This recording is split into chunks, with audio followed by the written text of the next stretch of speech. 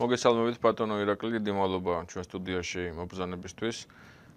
და პირველ შეკითხვას საქმეზე რო გადავიდეთ პირდაპირ, როგორც ვთქვით, საკმაოდ დატვირთული გრაფიკი გქონდათ შეერთებულ შტატებში ვიზიტისას და როგორ აფასებენ მოკლედ თქვენი მასპინძლები საქართველოში არსებულ მდგომარეობას და კონკრეტულად რომელ შეხვედრას გამოყოფდით უფრო მეტად. დიდი მადლობა და ყოველთვის დიდი პატივია თქვენთან სტუმრობა. ამ ვიზიტის ძირითადი მიზანი იყო სახელმწიფო დეპარტამენტის თეთრი სახლის წარმომადგენლების კონგრესის და სენატის ინფორმირება თუ როგორ მიმდინარეობს მოლაპარაკებები იგივე საარჩევნო გარემოზე ჩვენს ქვეყანაში, რა შანსები არის ჯერ კიდევ დატოვებული იმისთვის, რომ რეალურად თვისობრივად შეიცვალოს საარჩევნო გარემო, იმიტომ რომ ჩვენ ამერიკელ მეგობრებს რეალურად დიდი ინტერესი აქვთ, რომ შემდეგი არჩევნები, ისევე როგორც ჩვენ ბუნებრივია, ჩატარდეს დემოკრატიულ გარემოში და რეალურად განხორციელდეს 20 წლის განმავლობაში პირველად არჩევნების გზით ხელისუფლების ცვლილება. ეს იქნება კიდევ დამატებითი ტესტი ჩვენი დემოკრატიულობის და რაც მთავარია, ჩვენი ქვეყნის სტაბილური განვითარების საფუძველი. სწორედ ამ საკითხებზე გვქონდა საუბარი სახელმწიფო დეპარტამენტში ახალ მოადგილესთან სახელმწიფო მდივნის ბატონ რუბინთან და მის კოლეგებთან.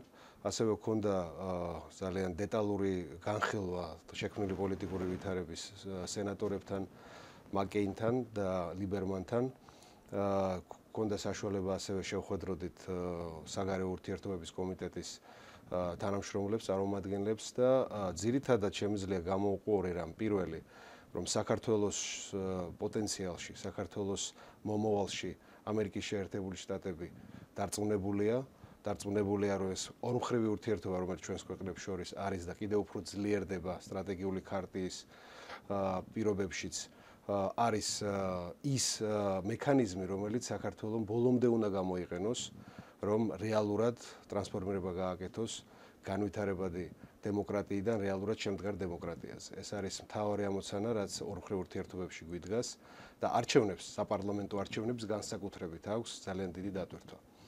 ვისაუბრეთ, რა თქმა უნდა, იმაზე თუ რამხელა შანსი გაუშვა ამ ეტაპზე ხელიდან ნაციონალურმა მოძრაობამ და კონკრეტულად პრეზიდენტმა სააკაშვილმა, რომ ძირითად ოპოზიციურ პოლიტიკურ ძალებთან შეთანხმება ყოფილიყო მიღწეული საარჩევნო გარემოსთან დაკავშირებით. ეთანხმებიან ყველა საკითხი, რომელიც წამოწეული იყო და ეს არის ორი ძირითადი, ეს არის ბუნებრივია საარჩევნო სისტემა, რომელიც უნდა იყოს სამართლიანი, რომელმაც უნდა ადეკვატურად და სამართლიანად ასახოს ხალხის განწყობა, მოქალაქეების განწყობა და მხარდაჭერა ამა თუ პოლიტიკური პარტიისთვის პარლამენტში, ანუ რამდენ პროცენტ მხარდაჭერასაც მიიღებს ესა თუ ის პოლიტიკური ძალა, ადეკვატურად აისახება პარლამენტში წარმომადგენლობაში და მეორე, რომ ერთხელ და სამუდამოდ ჩვენს ქვეყანაში რეალურად გაირკვეს თუ რამდენი ამორჩეველი, ანუ დაიხვეწოს, რეალურად შედგეს ასე ვთქვათ, ამორჩეველთა სია, ეს არის ორი საკითხი, რომელშიც მართლაც მხარდაჭერა არის. ამ სტუდიაში წინა სტუმრობისას დაახლოებით 4 თვის წინ იყო, როგორც მახსოვს, თქვენ განაცხადეთ, რომ მაისის ბოლოსთვის რვიანში შემავალი პარტიები საზოგადოებას წარუდგენდნენ უკვე კონკრეტულ შედეგებს თუ რა იქნებოდა მიღწეული ხელისუფლებასთან მოლაპარაკების პროცესში. თუმცა სასურველ შედეგს მხოლოდ ორმა პოლიტიკურმა პარტიამ მიაღწია მათთვის სასურველ შედეგს. რა მდგომარეობაშია დარჩენილი ახლა 6-ეული უკვე და თქვენი უახლოესი გეგმები კონკრეტულად, რაც შეიძლება რომ საზოგადოებისთვის იქნეს უფრო მეტად იმედიის მიმცემა დაგქმული. მართალ ბრძანებთ ჩვენ რამდენიმე თვის წინ ძალიან კეთილი, სწორი პოლიტიკური ნებით ვაგრძელებდით მოლაპარაკებას ნაციონალურ მოძრაობასთან, ხელისუფლებასთან. სწორედ მაგ შანსზე, რომელზეც ჩვენ ვისაუბრეთ, რომ ხელიდან გაუშვა ამ ეტაპზე ნაციონალურ მოძრაობამ, ეს ძალიან კარგად და სწორად ესმის ჩვენ პარტნიორებს ამერიკის შეერთებულ შტატებში. მიუხედავად იმისა, რომ ორმა პარტიამ 8 პარტიიდან პრაქტიკულად მხარი დაუჭირა შემოთავაზებას, ეს არ ნიშნავს იმას, რომ ეს არის ღირსეული შეთავაზება ქართული საზოგადოებისთვის. რა თქმა უნდა, ახალ შემოთავაზებაში არის გარკვეული საკითხები, რომლებიც ყურადღებას იმსახურებს, ისევე როგორც არის თუნდაც სპეციალური კომისიის შექმნა, რომელიც მონიტორინგს გაუწევს მედიაში, რამდენად დაბალანსებულად შუქდება ოპოზიცია და ხელისუფლების წარმომადგენლების პოლიტიკური აქტიურობები, მეორე ასევე ჯგუფი და კომისია, რომელიც რეალურად მონიტორინგს გაუწევს, ხდება თუ არა პოლიტიკურად მოტივირებული ასე ვთქვათ, ზეწოლა პოლიტიკურ ოპოზიციაზე, მაგრამ ეს ვერავითარ შემთხვევაში ვერ იქნება განხილული როგორც შეთანხმება პოლიტიკური ხელისუფლებასა და პოლიტიკურ ოპოზიციას შორის. ეს არის ის საკითხი, რომელიც ფუნდამენტალურად ჩვენ ისედაც გვეკუთვნის, როგორც მოქალაქეებს და ეს არის კონსტიტუციურად გარანტირებული. კარგია რომ აღიარა ხელისუფლებამ, რომ ესეთი პრობლემები არის ჩვენს ქვეყანაში, მაგრამ ეს არ არის შეთანხმება ოპოზიციასა და ხელისუფლებას შორის. ვიდრე არ შედგება რეალურად შეთანხმება საარჩევნო გარემოს ისეთ საკითხებზე, როგორც არის კიდევ ერთხელ ვიმეორებ საარჩევნო სისტემა, რომელიც უნდა იყოს სამართლიანი და თითო მოქალაქეს რო ჰქონდეს თითო ხმა. თუ ხელისუფლება არ დათანხმდა თქვენს მიერ წაყენებულ და ექვსეულში შემავალი პარტიების მოთხოვნებს და არსებული საარჩევნო სისტემა გარემო დატოვა ისე, როგორც დღეს არის წარმოდგენილი. როგორია თქვენი გეგმა იღებთ ამ ასეთ არჩევნებში მონაწილეობას თუ აგრძელებთ ბრძოლას?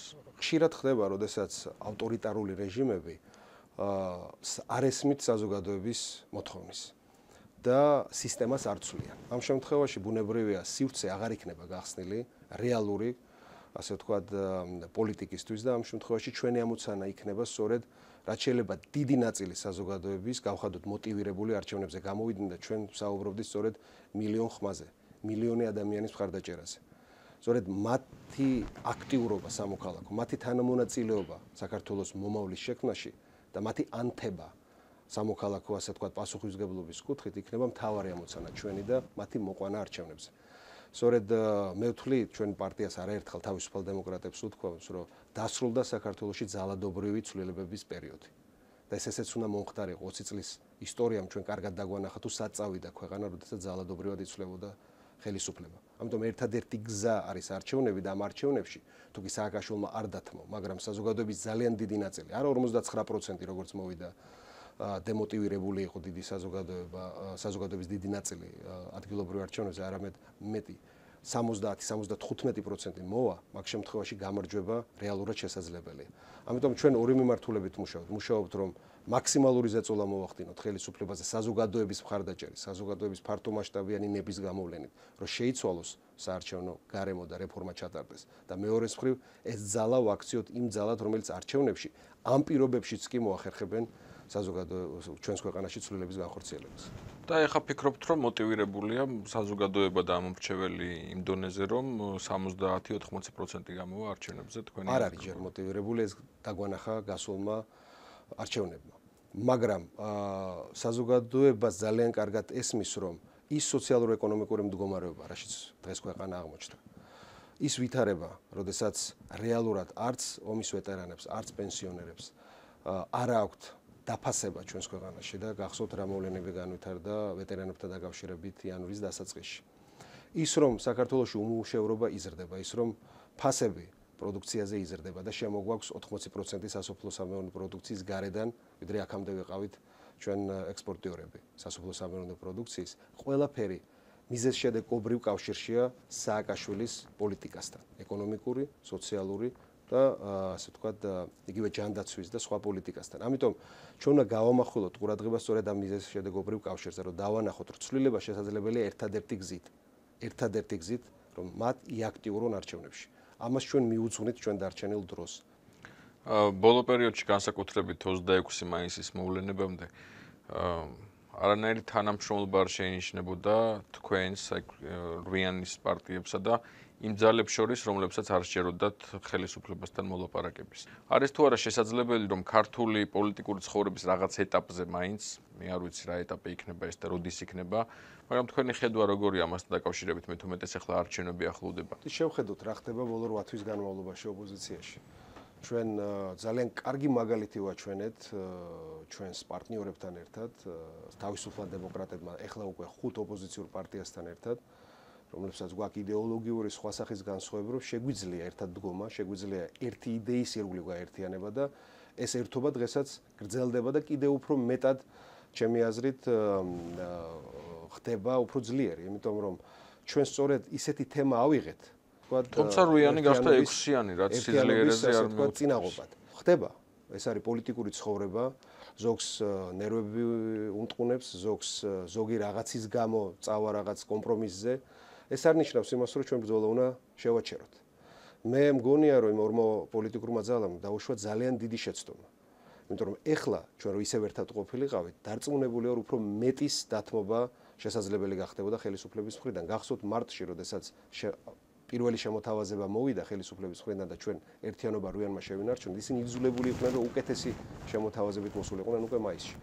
ჩვენ რომ მეტი მოგვეთბინა, ჩვენ რომ კიდე უფრო გაგვეძლო ამ ზეწოლისთვის, მე ვამბობ კონკრეტულად ამ ორ პარტიას, ჩვენ შევძლებდით რომ მეტი დაგვეთმობინებინა ხელისუფლებისთვის. მაგრამ ბრძოლა გრძელდება და ჩვენ ჩემი აზრით ვაძლევთ სწორ მაგალითს, როდესაც სწორედ საზოგადოების ინტერესი რომ თავისუფალი არჩევნები ჩატარდეს, საზოგადოებრივი ინტერესი რომ მეტად უფრო სწორი გარემო შეიქმნას კონკურენტუნარიანი არჩევნებისთვის, გახდა ჩვენი მთავარი мотиваცია რომ ერთად ვიყოთ, ერთად ვიდგეთ. რაც შეეხება იმ ძალებს, ვინ თქვენ ახსენეთ, ვისაც რეალურად გონია რომ ქვეყანამ უკვე უნდა წარსულს ჩააბაროს ძალადობრივი ცვლილებები ხელისუფლების. ქვეყანამ რომელმაც წარსულს უნდა ჩააბაროს ისეთი პოლარიზება, როდესაც ოპოზიცია ხელისუფლება არ ელაპარაკებოდა ერთმანეთს და შენი ოპონენტი, შენი მტერია, ეს უნდა ჩაბარდეს ისტორიას და თუ კი ვინმე იმ ძალებიდან ამას გაიზიარებს, ბუნებრივია მათი ინტერესიც იქნება ხარი დაუჭიროს საარჩევნო გარემოსვლილებას. ამ ეტაპზე არანაირი ურთიერთობა არ იგეგმება მათთან, იმიტომ რომ ჩვენ არ ვიცით მათი პოზიციები, ჩვენ ვართ 6 კონკრეტული პოლიტიკური ძალა, ვინც ერთობლივად ვაპირებთ გავაგრძელოთ ბრძოლა საარჩევნო გარემოსთვის. ჩვენ თქვით ასევე უფრო მეტიც, რომ ჩვენ არამხოლოდ საარჩევნო გარემოზე ვთანხმდებით, არამედ ვთანხმდებით იმას, რომ საარსებო გარემოც, როგორც პოლიტიკური, ასევე სხვა კუთხითაც შესაძლებელია ჩვენს ქვეყანაში. ამიტომ ერთობის მაგალითი არის. მე დარწმუნებული ვარ იმაშიც, რომ სწორედ ძალები, ვინც დღემდე თვლიდნენ, რომ კიდევ შესაძლებელია ქვეყანაში სწორედ ქუჩის აქციებით ხელისუფლების ცვლილება, მათ გარკვეულწილად დიდი კითხვის ნიშნები გაუჩნდებოდა 26 მაისის ტრაგედიის შემდეგ. ასე რომ საზოგადოებაც ისევე როგორც პოლიტიკური ძალები, ჩემი აზრით მომწიფდა ისეთი ცვლილებისთვის, რაც დღეს საქართველოს ჭირდება. დიდი მადლობა ინტერვიუსთვის. დიდი მადლობა დაბადიშებისთვის.